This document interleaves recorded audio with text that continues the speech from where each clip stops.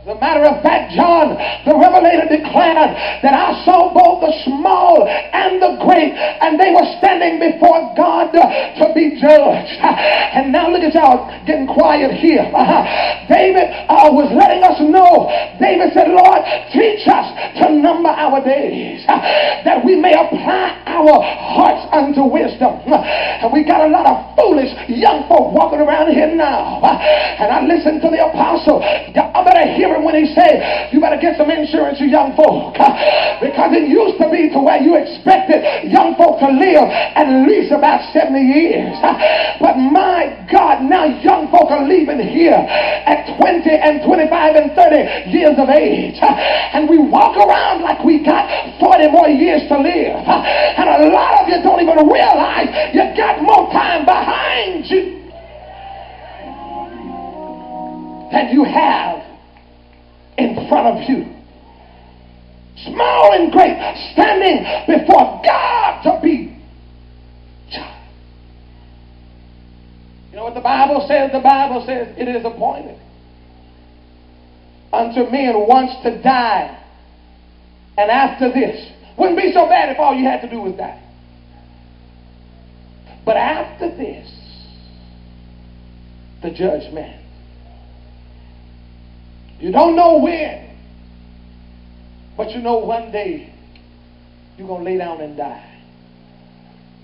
We began to look at the news and see all of the things that are happening now. And one thing that hurts us is that here lately we've been hearing more and more about people kidnapping. Now that's something I can't hardly stand. A young girl sleeping in her room. A man comes through the window, takes her right down the street. And it's not enough that he takes her innocence. It's not enough that he rapes her and takes her virginity, something she can never get back again. Takes her childhood and makes her a woman at 11 years old. Enough that he mars her and scars her and hurts her. Y'all ain't saying nothing here. But then he turns around and he takes her life. It's bad enough that you raped her, but then you go around, get a knife and cut her throat. What could an 11-year-old have done to you? But now they ain't just kidnapping kids. They grown napping now. 70-year-old women being taken from their homes. Bodies being found on the side of some country road in a shallow grave. All of this is pointing fingers at everybody and saying nothing in life is certain. You're not guaranteed to live 70 years. Because now, people are leaving here every day. And some of them are teenagers. Some of them are graduating from high school and dying the next week. Young folk, y'all better hear me. Stop talking and listen to me. Because the thing is, it's not guaranteed that you're going to get married and have a family. It's not guaranteed that you're going to get a job and make $1 million. It's not guaranteed that you're going to live to see 2 and 3 generations. But one thing that's guaranteed is that it's appointed unto men once to die, and after this the judgment. So what are you doing with your life? Ask yourself, what am I doing? Because if you work 40 hours a week, it averages out to about 8 hours for a business day. Then most of us sleep 8 hours. So that's 16 hours gone right there. There are only 24 hours in a day. You're going to sleep a third of your life away. You're going to lay down, close your eyes, and when they open, a third of your life is going to be gone to sleep. Then you're going to work 8 hours a day, and some of us want to work 12.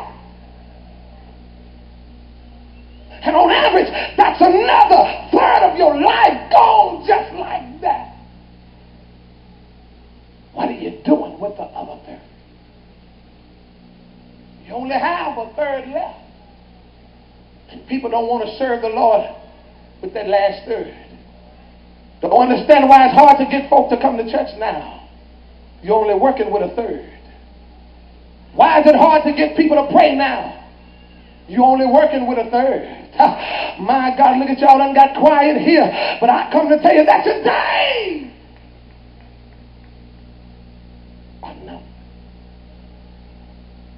Life is moving on. And if we're not careful, we look at the clock. What time is it? What time is it? And we look at it and don't even realize that every time the hand moves, tick, tick, tick, tick, tick, it's taking your life away. Some of us got watches on our arm and still ain't living right. And every time that a watch ticks, it says, get right, get right, get right, get right, get right. Die soon, die soon, die soon, die soon, die. Almost over, almost over. Every time you look down, it ought to remind you that time is winding up.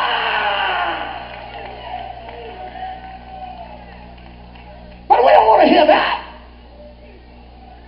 We just want to do what it is we want to do.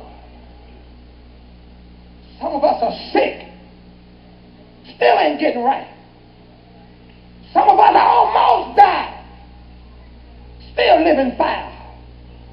Car accidents. Folk pull guns on you.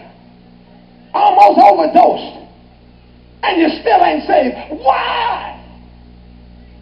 One day time for you is going to be over. There are 1,000,001 ways you can leave here. 1,000,001 ways you can leave here. Heard about a man. What was that, cleaning windows on skyscrapers? All the way up in that cleaning window. Dangerous. And fell off the curb, I think, and died. 1,000,001 ways you can leave here. I want you to think back over your life. How many times you were almost gone? How many times did death almost take you out? And God let you hang around here a little longer. And what have you done with your life since then? Overdosing, and they have to shoot milk or vinegar in your veins to try to revive you. And after all of that, you still ain't saved. Tell somebody, say, still not saved.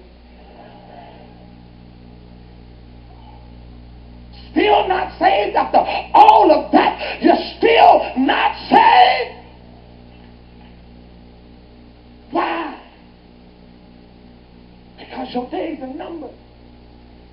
Many of us are going to be just like the man, the Gospels, who had plenty bestowed up for many years. The Bible says that he harvested his crops.